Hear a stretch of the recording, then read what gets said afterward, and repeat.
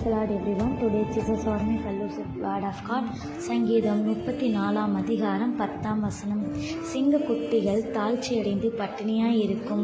கர்த்தரை தேடுகிறவர்களுக்கு ஒரு நன்மையும் குறைவுபடாது.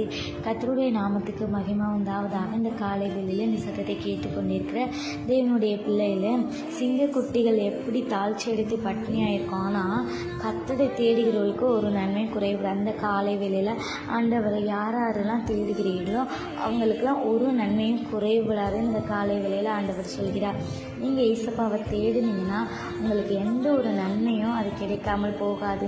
நீங்கள் எதெல்லாம் குறித்து கலங்கி கொண்டு இருக்கீங்களோ, இந்த நன்மை எனக்கு கிடைக்காத, இந்த காரியம் எனக்கு வாய்க்காதான்னு சொல்லிட்டு கலங்கி போயிருக்கீங்கன்னா ஆண்டவர் இந்த காலை வேளையில் தேடுங்க. அவரை தேடுகிறவர்களுக்கு ஒரு நன்மையும் குறைவுபடாதுன்னு சொல்லப்பட்டிருக்கிறது. இந்த காலை வேளையில் கர்த்தர் தாமே இந்த வாக்கை கண்டு உங்கள் ஒவ்வொருவரையும் ஆசீர்வதிப்பாராக. ஆமேன். God bless you.